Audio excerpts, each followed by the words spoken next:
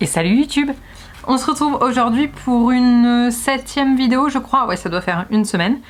Pour le moment je tiens tous les jours, c'est pas mal, hein, on est bien, on est bien. Vous me tenez compagnie, je vous tiens compagnie, c'est donnant-donnant. Et aujourd'hui j'ai décidé de vous parler des 5 avantages de ça. Et ça c'est quoi? C'est ma liseuse les gars. Ma liseuse je l'ai achetée il y a... Ça va faire 2 ans je crois, au mois d'avril. Ouais, ça doit être ça. Ça doit faire 2 ans que je l'ai. Et en fait, je l'adore. J'ai converti à peu près tous mes potes.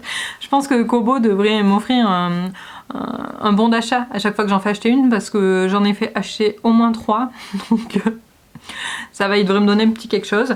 Donc je vais vous la sortir de son petit étui.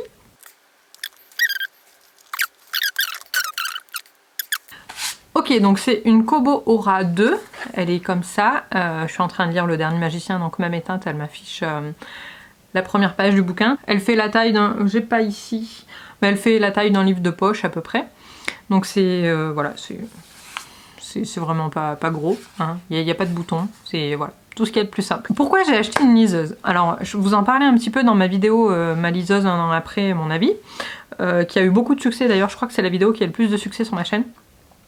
Et donc j'ai acheté une liseuse parce que j'écoutais il y a un podcast de Mademoiselle qui s'appelait C'est ça qu'on aime. Je dis s'appelait parce que je crois qu'ils l'ont arrêté.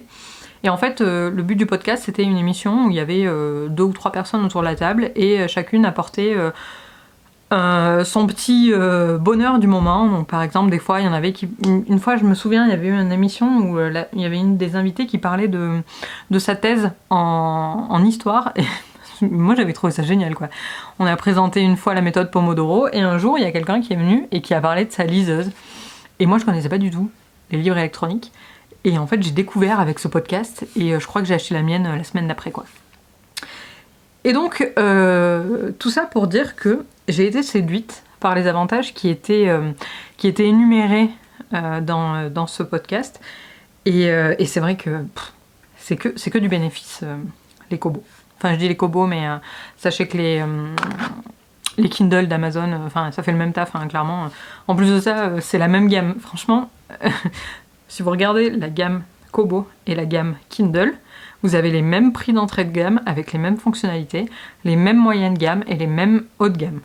Haut de gamme en liseuse, hein, clairement, ça sert à rien. Enfin, moi, en tout cas, j'en ai pas trouvé l'utilité, si ce n'est l'étanchéité quand on est à la plage, quoi. Avantage numéro 1 de la liseuse, on peut stocker à peu près 3000 bouquins dessus. Donc genre tu pars avec ta liseuse, tu as une bibliothèque dans ta valise. Et ça pèse que dalle. Ça pèse moins qu'un livre tout simple, hein. Un livre de poche c'est plus lourd que ça.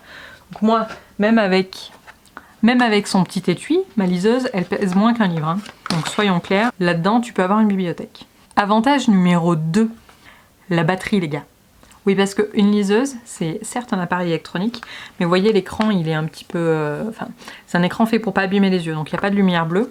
Et donc c'est vraiment un écran book-like.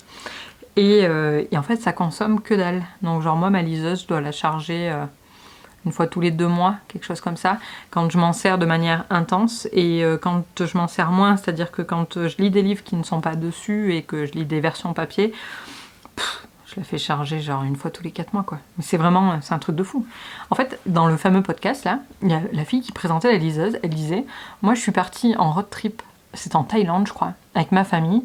Tout le monde avait embarqué 3 bouquins et ils étaient deg parce qu'ils avaient pris des, vous savez, des lampes là, pour mettre par-dessus les livres pour lire dans le bivouac la nuit. Et eux, au bout d'une semaine, ils avaient plus de piles à leur lampe, alors qu'elle, elle était pépouse avec sa liseuse.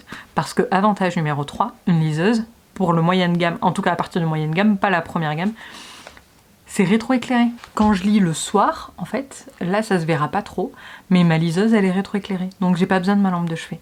Donc ça c'est un avantage autant pour moi que pour monsieur, parce que moi ça fatigue beaucoup moins mes yeux qu'avec la lampe de chevet je trouve, parce que un livre, en fait, on a tous connu ça. Quand on ouvre le bouquin, s'il y a la lampe de chevet sur le côté, bah genre cette page elle va être vachement bien éclairée et celle-là beaucoup moins et on va avoir de l'ombre au milieu. Et donc tes yeux ils fatiguent à faire le focus entre tout.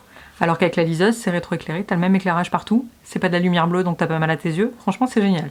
Et en plus de ça, monsieur à côté, il pionce. Je sais que ma mère, c'est ça qui l'a converti, parce que clairement mon père il en pouvait plus d'avoir la lampe de chevet dans la gueule, toute une partie de la nuit. Et donc, en fait, il revit avec ça. Enfin, lui, plutôt, il redort. Avantage numéro 4, c'est méga léger et ça s'utilise à une main. Et donc, je sais qu'on a tous connu ça. L'hiver, quand t'es dans ton lit et qu'il faut que tu sortes tes 2 mains de ta couette pour tenir ton putain de livre, parce que sinon t'y arrives pas et que tu te pèles. Alors que là, avec la liseuse, moi je fais comme ça. J'ai une main sous la couette qui tient ma liseuse et j'ai juste mon doigt qui est sorti pour passer les pages. Voilà. Ça c'est petite astuce de Cantalou qui a froid l'hiver. Dernier, mais pas des moindres, avantage numéro 5, tu trouves des livres partout et tout le temps. Et toi-même tu sais, en période de grand C, c'est compliqué. Les librairies sont fermées, de façon éthique, t'as pas trop envie de commander sur Amazon non plus. En plus de ça, tu veux pas mettre les livres en danger, même si ça les ferait travailler, ça te fait chier qu'ils viennent chez toi pour te livrer des trucs. Donc des bouquins, si t'as pas une palle de ouf, t'es en galère.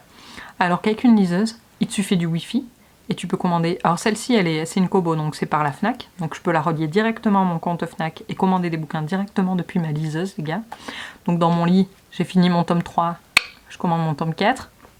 Ou bien, tu peux, avec ton PC, commander des bouquins, sur internet bien sûr, et les drag and drop direct dans ta liseuse, et donc en 5 minutes, t'as des bouquins.